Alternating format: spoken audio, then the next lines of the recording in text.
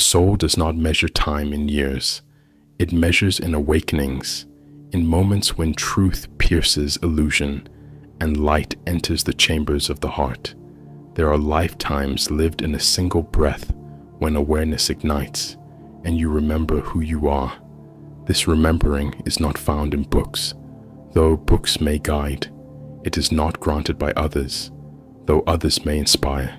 It is found in silence, in struggle, in solitude, when the masks fall and only the eternal remains. Plato taught that learning is remembering, and he spoke not of facts, but of the soul's ancient knowing, the truth already within you, waiting to be unveiled by the light of contemplation and the fire of experience. You are not here to become something new, but to uncover what was always true, beneath fear, beneath doubt, beneath the noise of the world, is the still voice of wisdom, the voice of the divine that calls you. By your true name, do not fear solitude, for it is the sanctuary of the soul. It is there that you face yourself. It is there that you dissolve the false self, built on fear, and emerge as the one who sees with clarity, who walks with courage, who loves without condition. The path of the soul is not always lit. It winds through valleys of shadow and silence. It demands faith, not in what you see, but in what you know, in the unshakable, knowing that you are part of something greater, that the universe breathes through you. Marcus Aurelius wrote, "You have power over your mind, not outside events. Realize this, and you will find strength." And these words are not theory. They are a shield for your heart and a sword for your will. You will be tested not once, but endlessly, not because you are weak, but because you are strong enough to be refined. The trials are not punishments, but invitations to rise, to sharpen your spirit, to transcend the illusion of limitation. Remember this, the soul was not made for comfort. It was made for greatness, and greatness is forged in fire, in discipline, in service, in surrender, not to the world, but to the divine within. Aristotle said the purpose of life is not mere existence, but eudaimonia, the flourishing of the soul. And this flourishing comes not from chasing what is easy, but from embracing what is essential. Live with intention, speak with purpose, act with reverence. Let every breath carry meaning. Let every word carry truth. Let every step carry light. You are not alone, though the path may feel narrow.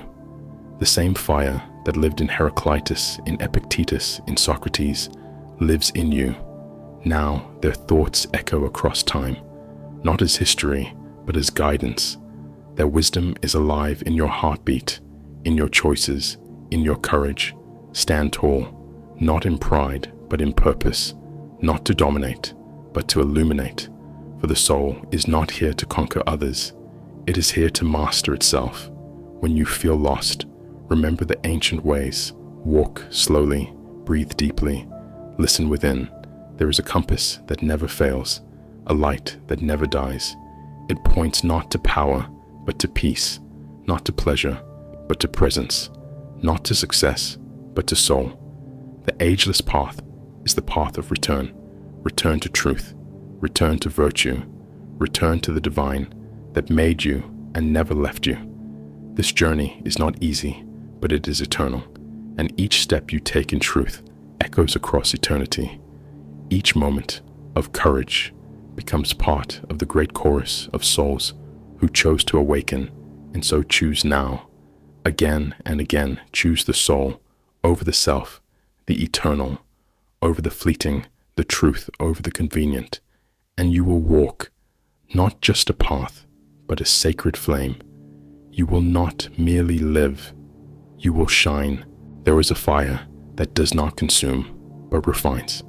It is the fire of sacred will, the steady, unwavering force within that does not shout, but simply endures, that does not rush, but never retreats, that does not seek approval, but moves in harmony with truth.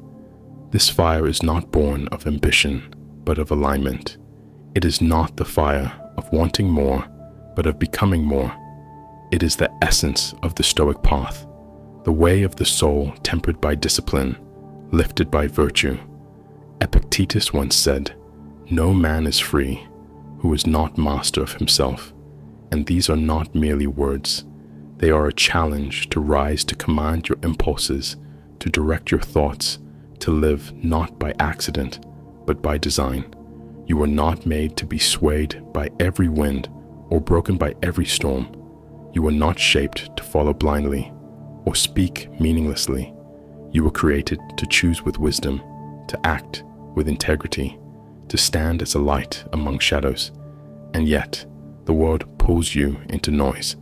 It tempts with comfort, distracts with urgency, flatters with illusion. But deep within, beyond the noise and glitter burns the flame that remembers. It whispers, not, "What do others want of me?" but "What does the divine require of me?" To follow this flame is not easy. It will lead you into solitude, into silence, into the shedding of all that is false. But what remains will be real, unshakable. Eternal Plato taught that justice begins in the soul before it exists in the city. And this inner justice, this harmony of reason, spirit, and desire, is the bedrock of sacred will. It is not enforced. It is chosen. It is not given. It is cultivated to cultivate. Will is to become a sculptor of self, not with harshness, but with reverence, not to punish, but to reveal the form within the soul that longs to emerge. Look at the oak. It is not built in a day, but through seasons of resistance, through storms and stillness, and yet it endures rooted and rising. Likewise, you too must endure not passively, but purposefully growing inward as you rise. Outward, Marcus Aurelius reminded us, waste no more time arguing what a good man should be. Be one, and in that one sentence lives the heart of sacred will. It is not a philosophy of talk, but of embodiment, of walking your wisdom, not merely knowing it. You will fall. Yes, and that is part of the path, not a failure, but a forging, not shame, but sharpening, for even the greatest among the ancients were not perfect. They were persistent. Socrates did not claim to know. He claimed to seek, and in that seeking, he revealed the humility of true strength, the willingness to ask, to question, to grow. And that humility too is a flame, a fire, not of pride, but of purity. There will be days when the world feels heavy, when doubt creeps in, when the journey seems long and lonely. But remember, the fire within does not flicker with circumstance. It is steady because it is sourced not from outside, but from the eternal. It does not matter how many times you fall. What matters is that you do not forget the way back to the fire, that you do not surrender your will to the moment, but surrender the moment to your will. Sacred will is not about control. It is about alignment. It is not about forcing life to bend. It is about flowing in truth with unyielding clarity and compassionate power. And this will, this fire within it, is not just for you. It is your offering to the world. For when you live in sacred, will you become a beacon. You inspire without speaking. You lead without needing to be followed. Your life becomes a silent flame, lighting the way for others who are lost, who are afraid, who are searching, not for answers, but for examples. Be that example, not with perfection, but with presence, not with certainty, but with courage, not with glory, but with grace. And when your day ends and the world grows quiet, let the fire remain steady, knowing that you lived not for praise, but for purpose, not for comfort, but for calling, not for fleeting success, but for eternal significance. The flame of sacred will not burn out, because it is not yours alone. It is the divine spark entrusted to you. Now tend it with love, protect it with truth, walk with it in strength, and pass it forward with humility.